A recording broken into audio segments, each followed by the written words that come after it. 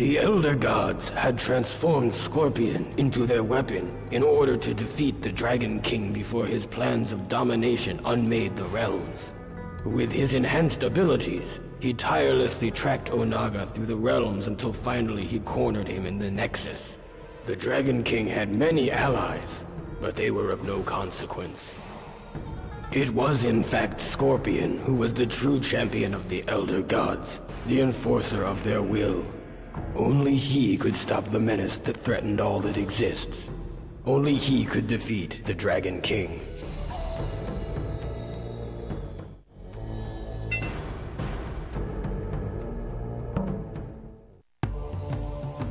Baraka assumed that the treacherous Malena had given her armies a powerful magic. They fought with savage brutality, but he could not stop their advance. He vowed that Malena would pay for her betrayal. Baraka's warriors brought word that she had agreed to meet with him in an ancient lair, but Baraka was no fool. He sent another in his place. Baraka's scouts reported that the Earthrealm warrior Sub-Zero was near. He allowed his remaining militia to deal with him and set off alone to ambush Malena.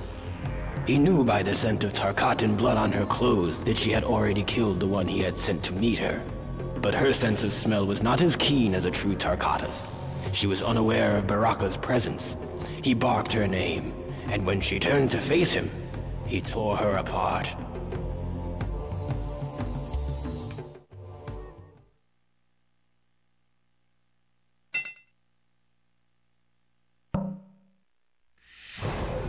On his way to the rendezvous point with Raiden and the others, Sub-Zero was ambushed by a band of Tarkatan warriors in the living forest. He tried to outrun them, but there were too many. He was quickly surrounded. Sub-Zero decided that his last living deed would be to vanquish as many of these barbarians as he could before he succumbed to death. As Sub-Zero began his attack, he felt his armor speak to him. It guided and strengthened each blow as he broke their limbs and crushed their skulls. At his feet, a dying Tarkatan warrior uttered the words, "Long live the Dragon King."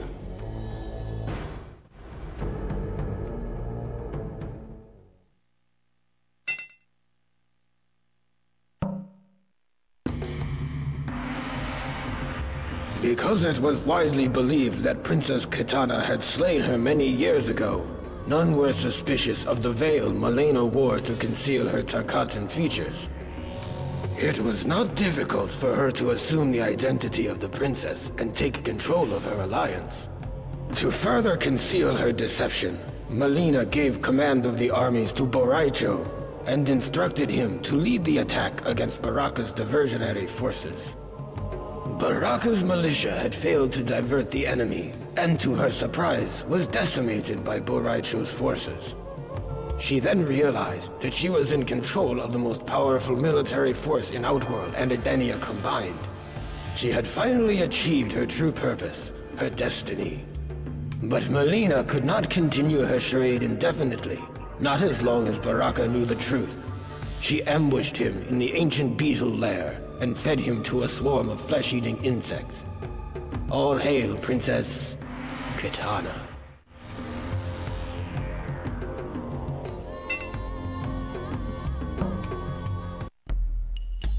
Nightwolf had traversed realms and fought many demons to get to this place, deep within the Netherrealm. Using knowledge passed to him from his forefathers, he drew a binding symbol on the ground and chanted the ancient words that would draw the spirit of the Dragon King to this wicked place. Nightwolf had carried the burden long enough. He released the sins of his people into the mystic symbol, and their weight bound Onaga to the Netherrealm. Free of the corruption he had harbored for so long, Nightwolf was expelled from the depths of the Netherrealm and into the unknown.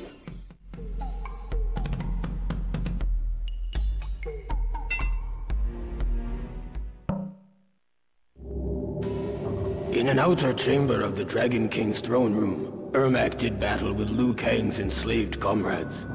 Ermac was more than a match for the 5 warriors, but their defeat was not his objective. Liu Kang materialized and one by one freed their souls while Ermac occupied the rest.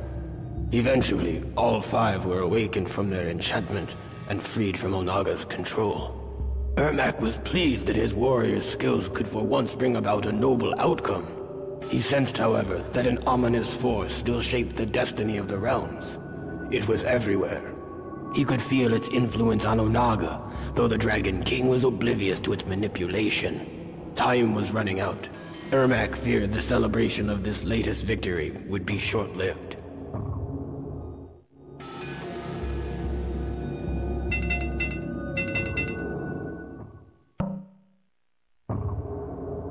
Noob Saibot was not originally a demon, which might explain why Ashra sensed such great evil in him. He had to earn his place in the Netherrealm. He actually desired to remain there. His companion, however, seemed to be having a problem adjusting. Perhaps there was some good left in the cyborg. Whatever the case, Noob would have to face Ashra alone. Ashra defeated Noob Saibot and finally earned her ascension from the Netherrealm. But the sword that made her escape possible did not travel with her. I suspect it still remains in the Netherrealm, waiting to release another of its denizens from damnation.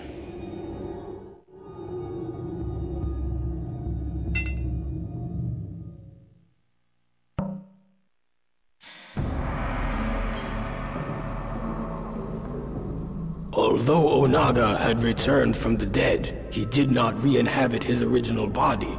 Sindel and Jade found his sarcophagus opened. His body remained, but the armor was missing.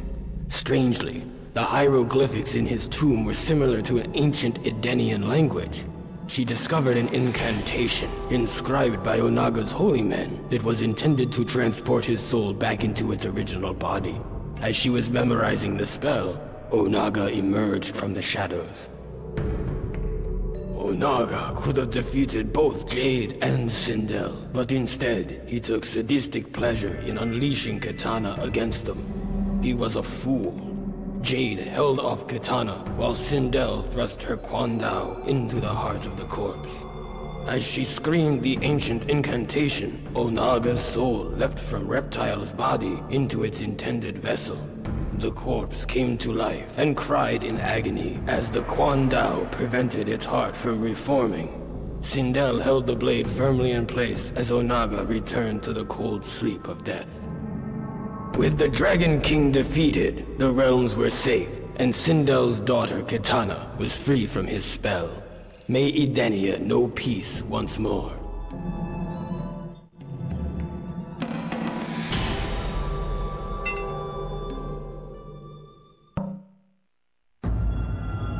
An alliance had been formed of warriors from vastly different origins, but with a similar goal: to defeat Onaga. Li Mei marched uneasily into battle against the Dragon King. The closer she got to him, the more she came to understand which side was truly deserving of victory.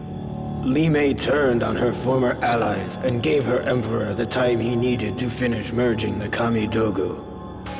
The Dragon King was now all-powerful. He had the means to control the universe, to make and unmake as he saw fit. Li Mei watched in delight as the Elder Gods fled before his might. Onaga then transformed her into his queen, to be forever at his side. He had given her power beyond anything she ever imagined. Together, they will rule the One Realm and slay the last of the Elder Gods.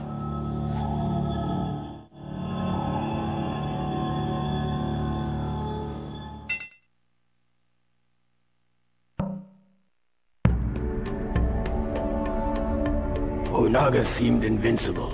The races of Outworld were in disagreement over how to deal with this threat, and Baraka's hordes were sweeping the land. Boraicho had almost given up hope when he was visited by the spirit of his greatest student, Liu Kang. Their roles now reversed. Liu Kang gave Boraicho the inspiration necessary to continue the fight. Boraicho's soul was invigorated. He met with Outworld's many leaders to forge a temporary truce. Kitana gave him command of what remained of her army, and he led them to battle against Baraka's mutant foot soldiers. The new army of Outworld crushed the Tarkata vermin, and Baraka himself was bested by Boraicho's attack. The victory inspired the people of Outworld to rise up against the Dragon King.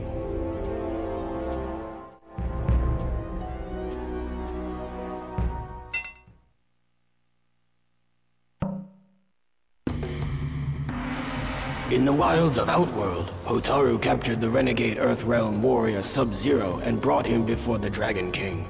Onaga's judgment of Sub-Zero was swift, and Hotaru was given the task of carrying out his punishment: death. His fate served as a reminder to all who would challenge the authority of the Dragon King.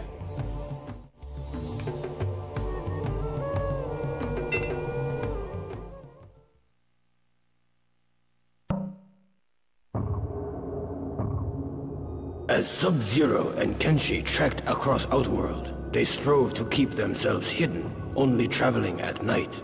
But as they neared the portal to Earthrealm, the Dragon King Zealot Hotaru attacked with a blast of glowing energy that temporarily blinded Sub-Zero.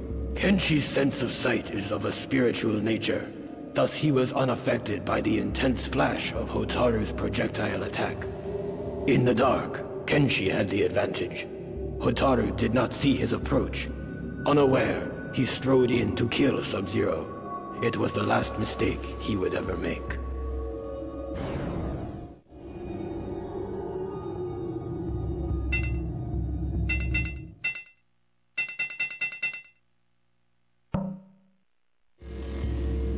The others had defeated the Dragon King, but left his broken body unattended on the floor of his throne room.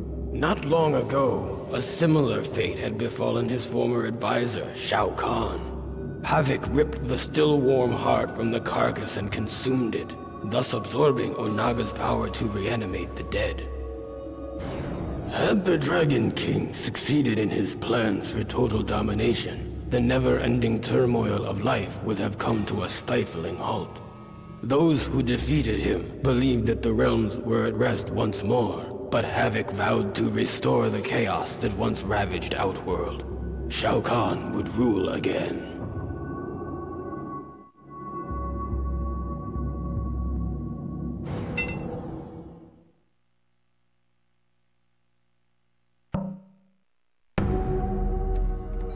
In Edenia, Tanya had located the ancient texts that described the process by which to fuse the Kamidogu into one.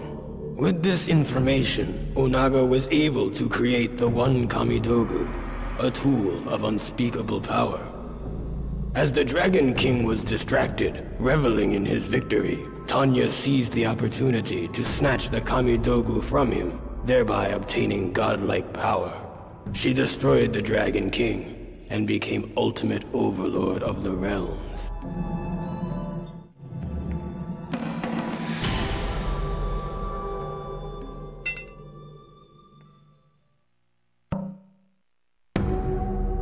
Liu Kang's friends had been freed, Onaga had been defeated, and the realms were secure once more.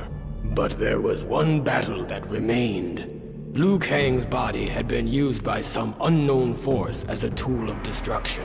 It had left death in its wake, and needed to be stopped. The chaos would end in Earthrealm. The fight raged with neither combatant able to best the other, when a jolt of energy crackled through them both. Liu Kang's nerves blazed like fire, and he felt a rush of air fill his lungs for the first time since his death. He was Liu Kang once more, protector of Earthrealm, champion of Mortal Kombat.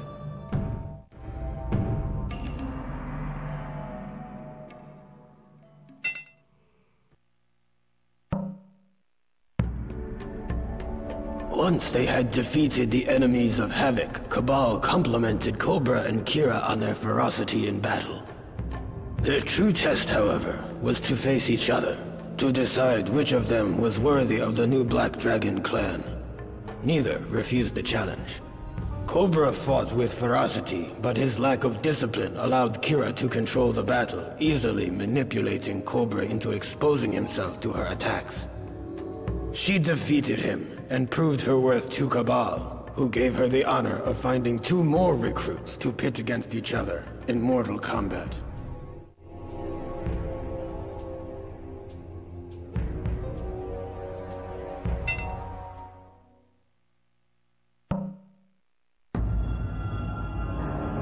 Havoc had given Cabal's new Black Dragon recruits a task. Lure the heroes away from the Dragon King's corpse while he somehow retrieved the heart. And with it, Onaga's power to raise the dead. Apparently, Onaga's ancient army had only been invincible by means of constant resurrection during battles. The power to raise the dead would prove quite useful to the Black Dragon clan. Kabal slew Havoc and took the Dragon King's heart for himself. Havoc was most impressed.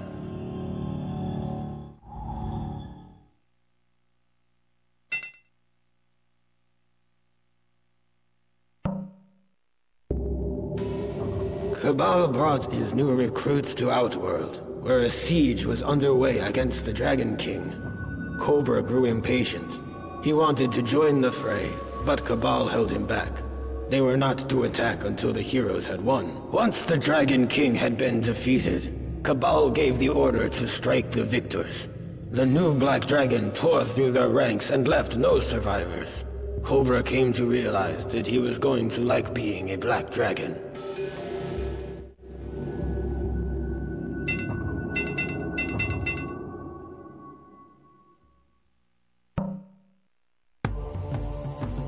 The traitor Tanya had given the Dragon King the information he needed to finish merging the Kamidogu. But before he conquered all the realms, Jade would see Tanya dead.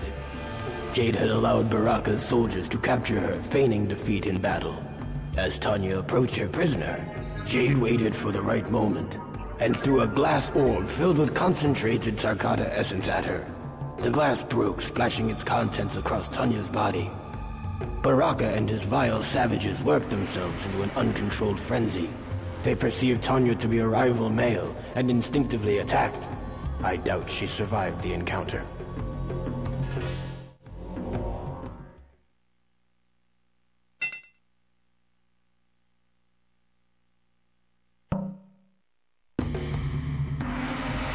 Normally, Dairu took no risks and ambushed those he had been hired to kill.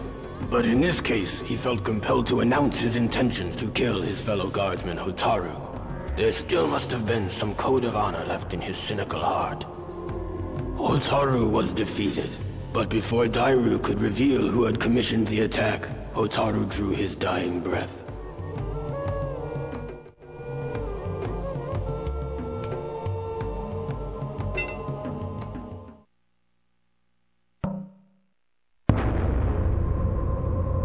My patience for mortals has worn thin.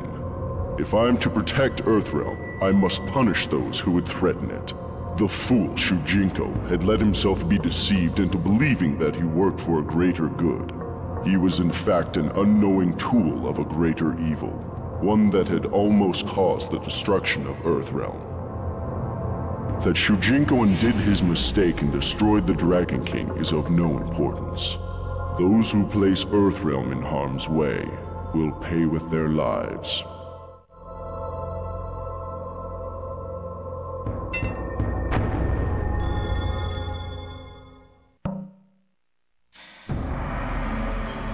The mercenary Dairu had succeeded in stealing the Declaration of Order and was paid many coins for his efforts. After Darius hid the document, he announced its capture to the world and heralded a new beginning for the realm of Sado. As Darius had predicted, officials were outraged that the Resistance had stolen the most prized possession of the Seidan government. Hotaru was ordered to lead the charge against them. He underestimated their numbers, however, and the Resistance defeated him and his men. The Senate would soon be in the hands of the revolutionaries.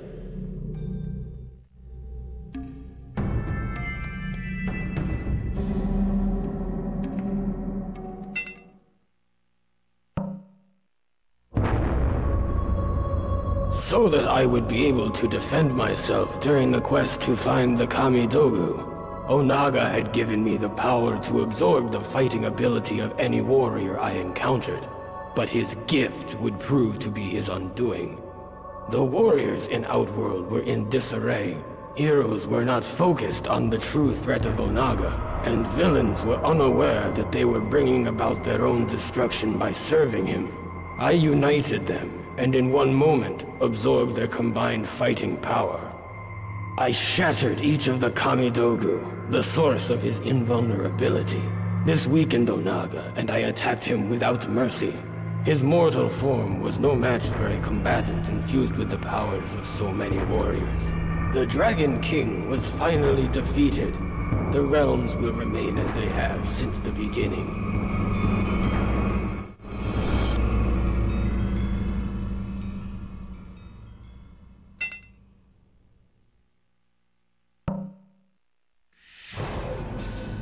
With Smoke as his template, Noob Saibot planned to return to the Netherrealm and use Smoke's nanotechnology to create an army of cyborg demons.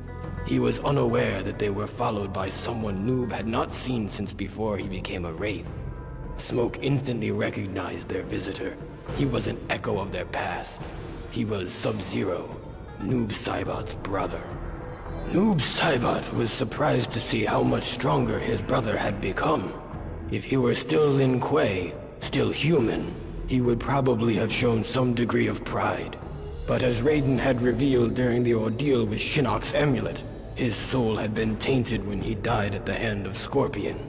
Noob Saibot, the original Sub-Zero, had descended into the Netherrealm free from compassion. He ordered Smoke to assist him in slaying his brother, his first act as ruler of the Netherrealm.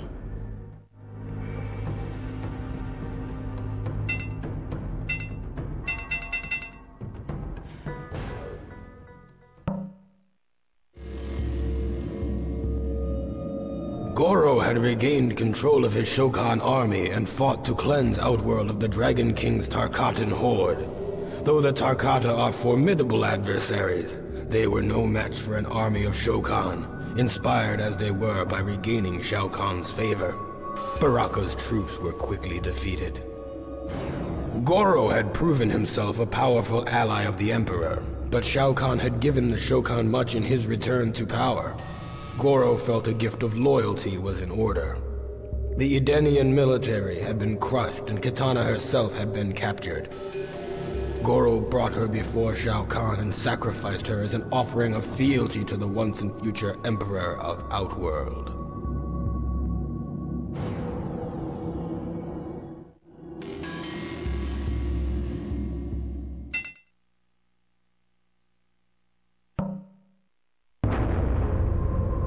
Shao Kahn had regained his strength, and he and Goro marched boldly to the Dragon King's throne room, slaying all who stood in their way. Like an echo of their battle ages ago, Shao Kahn and Onaga fought with a fury fueled by intense hatred. Knowing the Dragon King was too powerful to defeat in mere combat, Shao Kahn blasted Onaga with his warhammer, causing him to hurtle into Goro's poisoned blades. Onaga had fallen victim to Shao Kahn's treachery once more. With Onaga defeated, Shao Kahn reclaimed Outworld once again. His army of Shokan decimated what remained of Kitana's armies and the Tarkatan horde and scattered their survivors into the unknown. A new era had begun in the realm of Outworld. Long live Emperor Shao Kahn.